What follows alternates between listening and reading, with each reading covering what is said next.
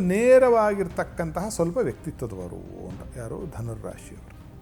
ಜೀವನದಲ್ಲಿ ಬರ್ತಕ್ಕಂತಹ ಪ್ರಮುಖವಾದ ಸಮಸ್ಯೆ ಯಾವುದು ಅಂದರೆ ಮದುವೆಯ ಸಮಸ್ಯೆ ಹೆಚ್ಚು ಕಾಣಸಿಗುತ್ತೆ. ಈ ರಾಶಿ ತನ್ನಲ್ಲೇ ತಾನೇ ಸುಖ ಪಡ್ತಕ್ಕಂತಹ ಕ್ಯಾಟಗರಿಯವರು. ಇವರಿಗೆ ಹೊಟ್ಟೆಯ ಸಮಸ್ಯೆಯು, ಗಂಟಲಿನ ಸಮಸ್ಯೆಯು, ಕಿಡ್ನಿ ಸ್ಟೋನ್ಸ್ ಆ ಥರ ಆಗ್ತಕ್ಕಂಥ ಒಂದು ಪ್ರಸಂಗಗಳು ಇವರಿಗೆ ಹೆಚ್ಚು. ಅಂಥ ಆರೋಗ್ಯ ಸಮಸ್ಯೆಗೆ ಏನು ಮಾಡಬೇಕು ಅಂದರೆ ಇವರ ನಾಲಿಗೆಯನ್ನು ಸರಿಯಾಗಿ ಹತೋಟಿಯಲ್ಲಿ ಇಟ್ಕೊಳ್ಬೇಕು. ಅಂದರೆ ತಿನ್ನುವುದರ ಬಗ್ಗೆ, ಅಣ್ಣ ತಮ್ಮಂದಿರ ಅಕ್ಕ ತಂಗಿಯರಿಗೆ ಸಹಬಾಳ್ವೆ ಮತ್ತು ಸಹಜೀವನ ಚೆನ್ನಾಗಿರಲಿಕ್ಕೆ ಏನು ಮಾಡಬೇಕು? ಆಂಜನೇಯ ಸ್ವಾಮಿ ಸೇವೆಯನ್ನು ಮಾಡಬೇಕು. ವಿದ್ಯೆಯನ್ನು ಚೆನ್ನಾಗಿ ಗ್ರಹಿಸಲಿಕ್ಕೆ ಏನು ಮಾಡಬೇಕು ಅಂತಂದರೆ ಹಳದಿ ಬಣ್ಣದ ಯಾವುದೇ ತಿನ್ನುವ ಪದಾರ್ಥಗಳನ್ನು, ಅದು ಬಾಳೆಹಣ್ಣಾಗಿರ್ಬೋದು ಅಥವಾ ಮನೆಯಲ್ಲಿ ಮಾಡಿರ್ತಕ್ಕಂಥದ್ದು ಹಳದಿ ಅರಿಶಿನ ಹಾಕಿರ್ತಕ್ಕಂಥ ಚಿತ್ರಾನ್ನ ಆಗಿರ್ಬೋದು ಅಥವಾ ಕೇಸರಿ ಬಾತು ಸ್ವಲ್ಪ ಹಳದಿ ಬರುತ್ತೆ, ಆ ಥರದ ವಸ್ತುಗಳನ್ನು ಸ್ನೇಹಿತ ವರ್ಗದಲ್ಲಿ ಹಂಚಿಕೊಂಡು ತಿಂತಕ್ಕಂಥದ್ದು ಇವರಿಗೆ ವಿದ್ಯೆಗೆ ಬಹಳ ಅನುಕೂಲವನ್ನು ಮಾಡಿ. ಒಳ್ಳೆಯ ಮಕ್ಕಳು ಬೇಕು, ಮಕ್ಕಳ ನಡವಳಿಕೆ ಸರಿ ಹೋಗಬೇಕು ಅಥವಾ ಮಕ್ಕಳ ಆರೋಗ್ಯದಲ್ಲಿ ವೃದ್ಧಿ ಬರಬೇಕು, ಆ ಥರ ಸಮಸ್ಯೆ ಇದೆ ಅನ್ನೋರು ಏನು ಮಾಡಬೇಕು ಅಂದರೆ ಉಗ್ರ ನರಸಿಂಹನ ಆರಾಧನೆಯನ್ನು ಮಾಡಬೇಕು. ಆರೋಗ್ಯದ ಸಮಸ್ಯೆ ಹಿಂದೆ ಹೇಳಿದೆ ನಾನು, ವಿಪರೀತವಾದ ಆರೋಗ್ಯ ಸಮಸ್ಯೆಗೆ ಏನು ಮಾಡಬೇಕು ಅನ್ನೋದು ನಾವಾಗಲೇ ಹೇಳಾಗಿದೆ. ಅದಕ್ಕೆ ಇನ್ನೂ ಒಂದು ಏನು ನಾವು ಸೇರಿಸಿ ಹೇಳಬಹುದು ಅಂತಂದರೆ ಹಸುಗಳಿಗೆ ಏನಾದರೂ ತಿನ್ನಲಿಕ್ಕೆ ಗೋಗ್ರಾಸವನ್ನು ಕೊಡ್ತಕ್ಕಂಥದ್ದು. ಸಗಣಿಯವನ ಹತ್ರ ಸರಸಾಡೋದಕ್ಕಿಂತ ಗಂಧದವನ ಹತ್ರ ಗುದ್ದಾಡೋದ ಮೇಲೂ ಅಂತ. ಇನ್ನು ಗಂಧದವನ ಹತ್ರ ನೀವು ಸ್ನೇಹ ಉಳಿಸ್ಬಿಟ್ರೆ ಗತಿಯನ್ನು ಅತ್ಯದ್ಭುತವಾದ ಫಲ, ಒಳ್ಳೆಯ ಫಲ ಕೊಡುತ್ತೆ. ಆ ರೀತಿಯಾಗಿ ಅಂಥವ್ರು ನಿಮ್ಮ ಮನೆಗೆ ಕರೆದು ಅವರಿಗೆ ಔತಣಕೂಟವನ್ನು ಏರ್ಪಾಡು ಮಾಡ್ತಕ್ಕಂಥದ್ದು, ಊಟವನ್ನು ಹಾಕ್ತಕ್ಕಂಥದ್ದು ಉದ್ಯೋಗ ವ್ಯಾಪಾರ ವ್ಯವಹಾರದಲ್ಲಿ ನಿಮಗೆ ಅತ್ಯಂತ ಶುಭವನ್ನು ಮತ್ತು ಲಾಭವನ್ನು ಉಂಟು ಮಾಡುತ್ತೆ.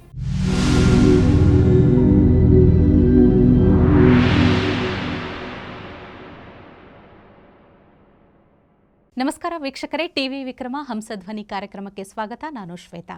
ಯೋಗ ಸೂತ್ರ ಮತ್ತು ಆಧ್ಯಾತ್ಮಿಕತೆಯ ಅರ್ಥಪೂರ್ಣ ವಿಚಾರಗಳನ್ನು ತಿಳಿಸುವಂತಹ ವೇದಿಕೆಯೇ ಹಂಸಧ್ವನಿ ಕಾರ್ಯಕ್ರಮ. ಎಂದಿನಂತೆ ತಮ್ಮ ಉತ್ಕೃಷ್ಟ ವಿಚಾರಧಾರೆಗಳಿಂದ ಭಕ್ತರ ಮನಸ್ಸನ್ನು ಬೆಳಗುತ್ತಿರುವಂತಹ ತತ್ವಜ್ಞಾನಿಗಳು, ಧರ್ಮಶಾಸ್ತ್ರ ಪಾರಂಗತರು, ವೇದಶಾಸ್ತ್ರ ಪರಿಣಿತರು ಆಗಿರುವಂತಹ ಹಂಸಶ್ರೀ ಸವಿತೃ ಶರ್ಮಾ ಗುರುಜಿ ಇದ್ದಾರೆ. ಗುರುಜಿ, ನಿಮಗೆ ಕಾರ್ಯಕ್ರಮಕ್ಕೆ ಆತ್ಮೀಯವಾದ ಸ್ವಾಗತ. ಗುರುಜಿ, ಅಖಂಡಮಂಡಲಾಕಾರಂ ವ್ಯಾಪ್ತಂ ಯೇನ ಚರಾಚರಂ ತತ್ಪದಂ ದರ್ಶಿತಂ ಯೇನ ತಸ್ಮೈ ಶ್ರೀ ಗುರವೇ ನಮಃ. ಜೈ ಗುರುದೇವ ದತ್ತ. ಎಲ್ಲರಿಗೂ ಮಂಗಳೋದಯ. ವೀಕ್ಷಕರೇ, ಹಂಸಧ್ವನಿ ಕಾರ್ಯಕ್ರಮದ ಸರಣಿ ಸಂಚಿಕೆಗಳಲ್ಲಿ ಒಂದೊಂದು ರಾಶಿಯ ಬಗ್ಗೆ ವಿಸ್ತೃತವಾದ ಮಾಹಿತಿಯನ್ನು ನಿಮಗಾಗಿ ಕೊಡ್ತಾ ಇದ್ದೀವಿ. ಇವತ್ತಿನ ಸಂಚಿಕೆಯಲ್ಲಿ ಧನುರ್ ರಾಶಿ ಬಗ್ಗೆ ತಿಳಿದುಕೊಳ್ಳೋಣ. ಧನುರ್ ರಾಶಿ ಅಥವಾ ಧನಸ್ಸು ರಾಶಿ, ರಾಶಿಯ ಹೆಸರು ಹೇಳೋ ಹಾಗೆ ಬಹಳ ಶಾರ್ಪ್ ಆದಂಥ ವ್ಯಕ್ತಿತ್ವ ಇರುತ್ತಾ ಗುರುಜಿ? ಎಲ್ಲರಿಗೂ ಇರೋದಿಲ್ಲ. ಅದೇನಾಗುತ್ತೆ ಅಂದರೆ ಒಂದು ರಾಶಿಯವರನ್ನು ತೊಗೊಂಡ್ರೆ ಭಾರತ ದೇಶದಲ್ಲಿ 12 ಕೋಟಿ ಜನ ಸಿಕ್ಕೋಗ್ತಾರೆ. 12 ಕೋಟಿ ಜನನೂ ಒಂದೇ ಥರ ಇದ್ದರೆ ವೈವಿಧ್ಯತೆ ಇರೋದಿಲ್ಲ. ಅದು ಬಹಳ ಸೂಕ್ಷ್ಮ ವಿಚಾರ. ಆದರೆ ನೋಡಿದ್ರಲ್ಲಿ ಏನಾಗುತ್ತೆ ಅಂತಂದರೆ ಸ್ವಲ್ಪ ನೇರವಾಗಿರ್ತಕ್ಕಂತಹ ಸ್ವಲ್ಪ ವ್ಯಕ್ತಿತ್ವದವರು ಅಂತ ಯಾರು ಧನುರ್ರಾಶಿಯವರು. ಇವರಿಗೆ ಜೀವನದಲ್ಲಿ ಬರ್ತಕ್ಕಂತಹ ಪ್ರಮುಖವಾದ ಸಮಸ್ಯೆ ಯಾವುದು ಅಂದರೆ ಮದುವೆಯ ಸಮಸ್ಯೆ ಹೆಚ್ಚು ಕಾಣಸಿಗುತ್ತೆ. ಈ ರಾಶಿ, ಈ ಲಗ್ನದಲ್ಲಿ ಹುಟ್ಟಿದವರಿಗೆ ಯಾವುದೋ ಒಂದು ತೊಂದರೆ, ಯಾವುದೋ ಒಂದು ತಾಪತ್ರೆ ಆಗಿಂದಾಗಿ ಆಗ್ತಾಗಿರ್ತಕ್ಕಂಥದ್ದು. 4 ಲಗ್ನಗಳು, 4 ರಾಶಿ ಇದೆ, ಅದರಲ್ಲಿ ಇದು ಕೂಡ ಒಂದು. ಯಾವುದಾದರೂ ಒಂದು ತೊಂದರೆ, ಸ್ವಲ್ಪ ತಾಪತ್ರೆಗಳು ಆಗಲಿಕ್ಕೆ ಸಾಧ್ಯತೆ ಇದೆ ಈ ರಾಶಿಯವರಿಗೆ.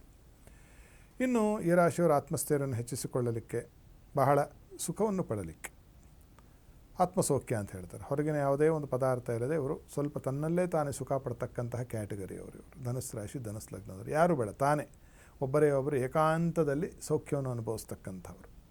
ಅಂಥವರು ಸ್ವಲ್ಪ ಈ ಕಡೆಗೆ ಸಮಾಜಮುಖಿಯಾಗಿ ಬಂದು ಸಮಾಜದ ಮಧ್ಯದಲ್ಲಿ ತಮ್ಮ ಕಷ್ಟ ಸುಖ ಹಂಚಿಕೊಂಡಷ್ಟು ಒಳ್ಳೆಯದು. ಕಷ್ಟ ಹಂಚಿಕೊಂಡ್ರೆ ಕಡಿಮೆ ಆಗುತ್ತೆ, ಸುಖ ಹಂಚಿಕೊಂಡ್ರೆ ಹೆಚ್ಚಾಗುತ್ತೆ. ಆ ಥರ ಸ್ವಲ್ಪ ಸುಖವನ್ನು ಹಂಚಿಕೊಳ್ತಕ್ಕಂತಹ ಒಂದು ಪ್ರವೃದ್ಧತೆ, ಆ ಒಂದು ಭಾವನೆ ಬರಲಿಕ್ಕೆ ಇವರೇನು ಮಾಡಬೇಕು ಅಂತಂದರೆ ಇವರು ಅನ್ನಪೂರ್ಣೇಶ್ವರಿಯ ಪ್ರಾರ್ಥನೆ, ಪೂಜೆ ಪುನಸ್ಕಾರವನ್ನು ಮಾಡ್ತಕ್ಕಂಥದ್ದು ಅತ್ಯಂತ ಒಳಿತು. ಆರೋಗ್ಯದ ಸಮಸ್ಯೆಯನ್ನು ನೋಡಿದಾಗ ಇವರಿಗೆ ಹೊಟ್ಟೆಯ ಸಮಸ್ಯೆಯು, ಗಂಟಲಿನ ಸಮಸ್ಯೆಯು ಮತ್ತು ಮೂತ್ರಕೃಚ್ಛಾದಿ ರೋಗ, ಅದಕ್ಕೇನು ಹೇಳ್ತಾರೆ ಅಂದರೆ ರೀನಲ್ ಕ್ಯಾಲ್ಕ್ಯುಲೈ ಅಂತಾರೆ, ಕಿಡ್ನಿ ಸ್ಟೋನ್ಸ್ ಆ ಥರ ಆಗ್ತಕ್ಕಂಥ ಒಂದು ಪ್ರಸಂಗಗಳು ಇವರಿಗೆ ಹೆಚ್ಚು. ಮತ್ತು ಡಯಾಬಿಟಿಸು ಬರ್ತಕ್ಕಂಥ ಒಂದು ಯೋಗಗಳು ಕೂಡ ಇವರಿಗೆ ಹೆಚ್ಚು.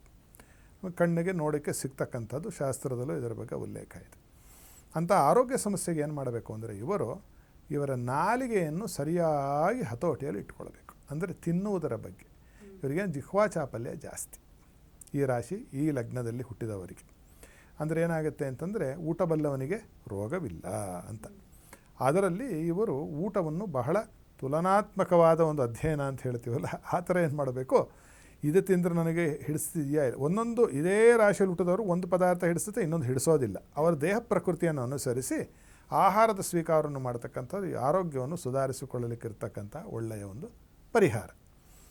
ಇಲ್ಲದೇ ಇದ್ದರೆ ಏನಾಗುತ್ತೆ, ಪದೇ ಪದೇ ಹೊಟ್ಟೆಯ ಸಮಸ್ಯೆ ದೀರ್ಘಕಾಲದವರೆಗೂ ಬಾಧಿಸಿ ಒಂದು ದಿನ ದೊಡ್ಡ ಸಮಸ್ಯೆಗೆ ಈಡು ಮಾಡೀತು ಅಂತಕ್ಕಂಥದ್ದು ನಾವು ಹೇಳಬಹುದು. ಕುಟುಂಬದ ಸಂರಕ್ಷಣೆ, ಹಣಕಾಸಿನ ವೃದ್ಧಿ ಏನು ಮಾಡಬೇಕು? ಎರಡಕ್ಕೂ ಒಂದೇ ಪರಿಹಾರ, ಗುರು ದತ್ತಾತ್ರೇಯರ ಸೇವೆ. ಎಷ್ಟು ದತ್ತರ ಸೇವೆ ಪೂಜೆ ಪುನಸ್ಕಾರವನ್ನು ಧನುರಾಶಿ ಧನು ಲಗ್ನದವರು ಮಾಡ್ತಾರೋ ಅವರಿಗೆ ಜೀವನದಲ್ಲಿ ಅಷ್ಟು ಉತ್ಕೃಷ್ಟವಾಗಿರ್ತಕ್ಕಂತಹ ಕೌಟುಂಬಿಕ ಮತ್ತು ಹಣದ ಒಂದು ಸಲಕರಣೆಗಳು ಸವಲತ್ತುಗಳು ಉಂಟಾಗ್ತಾ ಹೋಗುತ್ತೆ ಅಂತ ನಾವು ಬಹಳ ಸುಸ್ಪಷ್ಟವಾಗಿ ಹೇಳ್ಬೋದು. ಧೈರ್ಯ, ಸಾಹಸ ಮತ್ತು ಉಪಾಯಗಳು ಫಲಕಾರಿಯಾಗಲಿಕ್ಕೆ, ಅಣ್ಣ ತಮ್ಮಂದಿರ ಅಕ್ಕ ತಂಗಿಯರಿಗೆ ಸಹಬಾಳ್ವೆ ಮತ್ತು ಸಹಜೀವನ ಚೆನ್ನಾಗಿರಲಿಕ್ಕೆ ಏನು ಮಾಡಬೇಕು?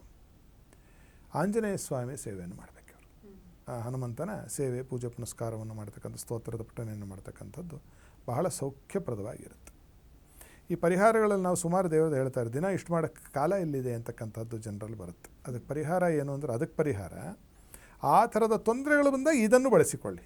ನಾವು ಹೇಳ್ತಕ್ಕಂಥದ್ದು ದಿನ ಎಲ್ಲ ಮಾಡಬೇಕು ಅಂತೇನಿಲ್ಲ, ಅದನ್ನು ಬಳಸ್ಕೊಂಡ್ರೂ ಸಾಕು.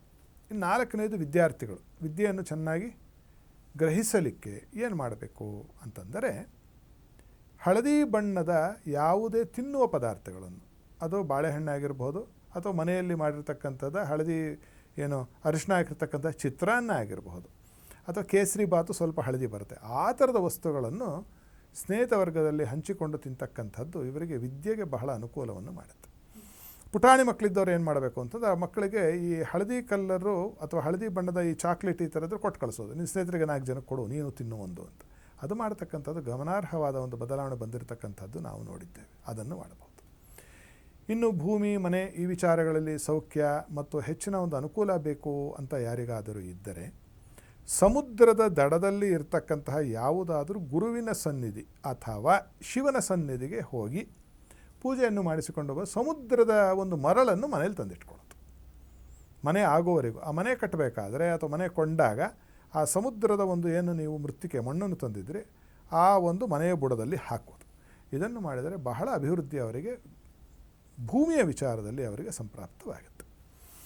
ಇನ್ನು ಒಳ್ಳೆಯ ಮಕ್ಕಳು ಬೇಕು, ಮಕ್ಕಳ ನಡವಳಿಕೆ ಸರಿ ಹೋಗಬೇಕು ಅಥವಾ ಮಕ್ಕಳ ಆರೋಗ್ಯದಲ್ಲಿ ವೃದ್ಧಿ ಬರಬೇಕು, ಆ ಥರ ಸಮಸ್ಯೆ ಇದೆ ಅನ್ನೋರು ಏನು ಮಾಡಬೇಕು ಅಂದರೆ, ಉಗ್ರ ನರಸಿಂಹನ ಆರಾಧನೆಯನ್ನು ಮಾಡಬೇಕು. ಲಕ್ಷ್ಮೀ ನರಸಿಂಹ ಅಲ್ಲ, ಉಗ್ರಾವತಾರದ ನರಸಿಂಹಸ್ವಾಮಿಯ ಒಂದು ಪೂಜೆ ಪುರಸ್ಕಾರ, ಸ್ತೋತ್ರದ ಪಠನೆ ಇತ್ಯಾದಿಗಳನ್ನು ಮಾಡಿದರೆ ಅವರಿಗೆ ಅತ್ಯದ್ಭುತವಾದ ಫಲಗಳು ಉಂಟಾಗ್ತಕ್ಕಂಥದ್ದು ಕಂಡುಬರುತ್ತೆ. ಆರೋಗ್ಯದ ಸಮಸ್ಯೆ ಹಿಂದೆ ಹೇಳಿದೆ ನಾನು, ವಿಪರೀತವಾದ ಆರೋಗ್ಯ ಸಮಸ್ಯೆಗೆ ಏನು ಮಾಡಬೇಕು ಅನ್ನೋದು ನಾವು ಆಗಲೇ ಹೇಳಾಗಿದೆ. ಅದಕ್ಕೆ ಇನ್ನೂ ಒಂದು ಏನು ನಾವು ಸೇರಿಸಿ ಹೇಳಬಹುದು ಅಂತಂದರೆ, ಹಸುಗಳಿಗೆ ಏನಾದರೂ ತಿನ್ನಲಿಕ್ಕೆ ಗೋಗ್ರಾಸವನ್ನು ಕೊಡ್ತಕ್ಕಂಥದ್ದು. ಪ್ರತಿದಿನ ಕೊಟ್ಟರೆ ಒಳ್ಳೆಯದು. ಪ್ರತಿದಿನ ಕೊಡೋಕ್ಕಾಗದೇ ಇರತಕ್ಕಂಥವ್ರು ವರ್ಷಕ್ಕೆ ಒಂದು ಹಬ್ಬ ಹರಿದ ದಿವಸ ಒಂದು 2-3 ಸತಿ ಆದರೂ ಕೊಟ್ಟರೆ ಆರೋಗ್ಯದಲ್ಲಿ ಗಮನಾರ್ಹವಾದ ಒಂದು ಸುಧಾರಣೆ ಮತ್ತು ಬೆಳವಣಿಗೆ ಉಂಟಾಗುತ್ತೆ. ಆಗಲೇ ಹೇಳಿದೆ, ಮದುವೆಗೆ ದಾಂಪತ್ಯದ ಸ್ವಲ್ಪ ಇವ್ರದ್ದು ಸಮಸ್ಯೆ ಇರತಕ್ಕಂತಹ ಲಗ್ನವೇ ಮತ್ತು ರಾಶಿಯೇ ಅಂತ. ಅಂತಹ ದಾಂಪತ್ಯದ ಸಮಸ್ಯೆ ಇರತಕ್ಕಂಥವ್ರು ಅಥವಾ ಮದುವೆ ನಿಧಾನ ಆಗಿದೆ, ವಿಳಂಬ ಆಯಿತು, ಏನಪ್ಪ ಮಾಡಬೇಕು ಅಂತ ಇದ್ದರೆ ಇವರೇನು ಮಾಡಬೇಕು ಅಂತಂದರೆ, ರಾಧಾ ಕೃಷ್ಣ ಒಟ್ಟಿಗೆ ಇರುವ ಯಾವುದಾದ್ರೂ ದೇವಸ್ಥಾನ ಇಡಬೇಕು. ಉತ್ತರ ಭಾರತದಲ್ಲಿ ಉಂಟು. ಆ ರಾಧಾಕೃಷ್ಣ ದೇವಾಲಯದ ಒಂದು ಸಂದರ್ಶನ, ಪೂಜೆ ಪುನಸ್ಕಾರ, ಅಥವಾ ಕೃಷ್ಣಾವತಾರ ಅಂತಕ್ಕಂಥದ್ದು ಅದ್ಭುತವಾದ ಒಂದು ಅವತಾರ. ಶ್ರೀ ಮಹಾವಿಷ್ಣುವಿನ ಪೂರ್ಣಾವತಾರ ಅಂತ ಹೇಳ್ತಾರೆ, ಕೃಷ್ಣನ ಅವತಾರ. ಆ ಕೃಷ್ಣಾವತಾರ ಅಂತ ಹೇಳಿ ಇರ್ತಕ್ಕಂಥದ್ದು ಕೆ ಮುನ್ಷಿಯವರು ಅದ್ಭುತವಾಗಿ ಬರೆದಿದ್ದಾರೆ. ಒಂದು 8 ಭಾಗ ಇದೆ. ಅದನ್ನು ಓದ್ತಕ್ಕಂಥದ್ದು, ಅದು ಕನ್ನಡೀಕೃತವೂ ಆಗಿದೆ, ಕನ್ನಡಕ್ಕೂ ಅದನ್ನು ತರ್ಜುಮೆ ಮಾಡಿದ್ದಾರೆ. ಅದನ್ನು ಓದ್ತಕ್ಕಂಥದ್ದು ಮಾಡೋದು ಕೂಡ ದಾಂಪತ್ಯದ ಸಮಸ್ಯೆ ಮತ್ತು ಮದುವೆ ಬೇಗ ಆಗಲಿಕ್ಕೆ ಅವರಿಗೆ ಕಾರಣೀಭೂತ ಆಗುತ್ತೆ. ಆಯುಷ್ಯ ಅಭಿವೃದ್ಧಿಗೆ ಏನು ಮಾಡಬೇಕು ಇವರು ಅಂತಂದರೆ, ಜಲದೇವತೆ ಪೂಜೆಯನ್ನೇ ಮಾಡಬೇಕು ಇವರು ಕೂಡ, ಗಂಗಮ್ಮನ ಪೂಜೆ ಮಾಡೋದು. ಭಾಗ್ಯ, ಲಕ್ ಫ್ಯಾಕ್ಟ್ರ್ ಜಾಸ್ತಿ ಆಗಿಬಿಡಬೇಕು, ನನಗೆ ಅತ್ಯಂತ ಅನುಕೂಲ ಆಗಬೇಕು ಅಂತಂದರೆ, ದಕ್ಷಿಣಕ್ಕೆ ಮುಖ ಮಾಡಿರ್ತಕ್ಕಂತಹ ಶಿವನ ಆಲಯ ಅಥವಾ ದಕ್ಷಿಣಾಮೂರ್ತಿಯ ದೇವಸ್ಥಾನ, ಎರಡರಲ್ಲಿ ಯಾವುದು ಬೇಕಾದರೂ ಆಗಬಹುದು. ದಕ್ಷಿಣಕ್ಕೆ ಮುಖ ಮಾಡಿರೋ ಶಿವಾಲಯ ಅಥವಾ ದಕ್ಷಿಣಾಮೂರ್ತಿಯ ದೇವಸ್ಥಾನಕ್ಕೆ ಹೋಗಿ ಬಿಲ್ವಾರ್ಚನೆಯನ್ನು ಮಾಡಿಸೋದು ಶಿವನಿಗೆ. ದಕ್ಷಿಣಾಮೂರ್ತಿಗೂ ಬಿಲ್ವಾರ್ಚನೆಯನ್ನು ಮಾಡಿಸ್ತಕ್ಕಂಥದ್ದು ಇವರಿಗೆ ಹೆಚ್ಚಿನ ಒಂದು ಲಕ್ ಫ್ಯಾಕ್ಟರು ಹೆಚ್ಚಿಸಲಿಕ್ಕೆ ಕಾರಣೀಭೂತವಾಗಿರ್ತಕ್ಕಂತಹ ಒಂದು ಪರಿಹಾರವಾಗಿ ಕಂಡುಬರುತ್ತೆ.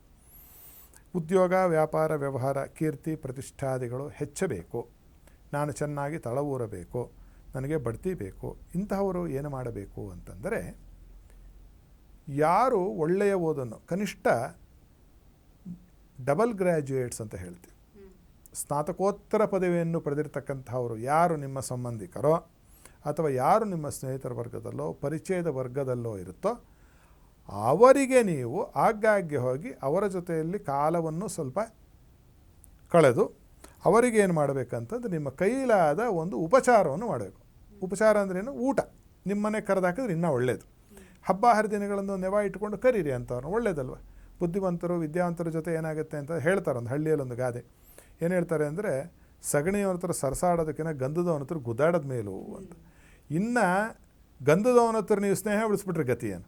ಅತ್ಯದ್ಭುತವಾದ ಫಲ, ಒಳ್ಳೆಯ ಫಲ ಕೊಡುತ್ತೆ. ಆ ರೀತಿಯಾಗಿ ಅಂಥವ್ರು ನಿಮ್ಮ ಮನೆಗೆ ಕರೆದು ಅವರಿಗೆ ಔತಣಕೂಟವನ್ನು ಏರ್ಪಾಡು ಮಾಡ್ತಕ್ಕಂಥದ್ದು, ಊಟವನ್ನು ಹಾಕ್ತಕ್ಕಂಥದ್ದು ಉದ್ಯೋಗ ವ್ಯಾಪಾರ ವ್ಯವಹಾರದಲ್ಲಿ ನಿಮಗೆ ಅತ್ಯಂತ ಶುಭವನ್ನು ಮತ್ತು ಲಾಭವನ್ನು ಉಂಟು ಮಾಡುತ್ತೆ.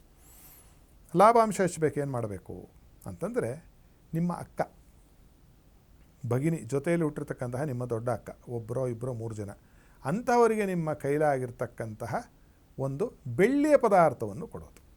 ಯಾವುದಾದ್ರೂ ಬೆಳ್ಳಿಯ ಪದಾರ್ಥ ಆಗಬಹುದು, ಚಿಕ್ಕ ಪುಟ್ಟ ಆಗಿರಬಹುದು, ಆ ಥರ ಕೊಡ್ತಕ್ಕಂಥದ್ದು. ಅಥವಾ ಆಕೆ ಇಷ್ಟಪಡ್ತಕ್ಕಂತಹ ಖಾದ್ಯವನ್ನು ಮಾಡಿಕೊಂಡು ಹೋಗಿ ಆಕೆಗೆ ಕೊಡ್ತಕ್ಕಂಥದ್ದು ಮಾಡಿದರೆ ನೋಡಿ ಲಾಭದ ಅಂಶ ಅತ್ಯಂತ ಚೆನ್ನಾಗಿ ಹೆಚ್ಚುತ್ತೆ. ಖರ್ಚಾಗಬಾರ್ದು, ನಮಗೆ ವೆಚ್ಚ ಆಗಬಾರ್ದು, ನಮಗೆ ಬಹಳ ಒಳಿತಾಗಬೇಕು ಅಂತಕ್ಕಂಥವ್ರು ಏನು ಮಾಡಬೇಕು ಅಂತಂದರೆ, ನಾಯಿಗಳಿಗೆ ಪ್ರತಿನಿತ್ಯವೂ ಸುಟ್ಟಿರುವ ರೊಟ್ಟಿಯನ್ನು ಹಾಕಬೇಕು. ರೊಟ್ಟಿ ಮಾಮೂಲಿ ರೊಟ್ಟಿ ಅಲ್ಲ. ಈ ಕೆಲವು ಸತಿ ಜಾಸ್ತಿ ಸುಟ್ಟೋಗುತ್ತೆ. ಅಕ್ಕಿ ರೊಟ್ಟಿನೋ ರಾಗಿ ರೊಟ್ಟಿನೋ ನಾವು ತಟ್ಟದಾಗ ಬಾಣಲಿಯಲ್ಲೋ ಅದು ಸುಟ್ಟು ಕಪ್ಪು ಹತ್ತಿರುತ್ತಲ್ಲ, ಆ ಥರದ ಒಂದು ರೊಟ್ಟಿಯನ್ನು ನೀವು ಬೇಕು ಅಂತ ಡೆಲಿಬರೇಟಾಗಿ ಅದನ್ನು ನೀವು ಸುಟ್ಟು ತೀರ್ತಿ ಸುಡಬಾರ್ದು, ಪಾಪ ತಿನ್ನೋಕ್ಕಾಗದೇ ಇರ್ತಾರೆ, ಸ್ವಲ್ಪ ಕಪ್ಪಾಗೋ ರೀತಿಯಲ್ಲಿ ಮಾಡಿ ಅಂತಹ ಒಂದು ನಾಯಿಗಳಿಗೆ ಹಾಕ್ತಕ್ಕಂಥದ್ದು ನಿಮಗೆ ಖರ್ಚು ವೆಚ್ಚಿನ ಒಂದು ವಿಚಾರದಲ್ಲಿ ನಿಮಗೆ ಕಡಿಮೆಯಾಗಿ ಜೀವನ ಸುಖಮಯವಾಗುತ್ತೆ ಅಂತಕ್ಕಂಥದ್ದನ್ನು ಹೇಳಬಹುದಾಗಿದೆ.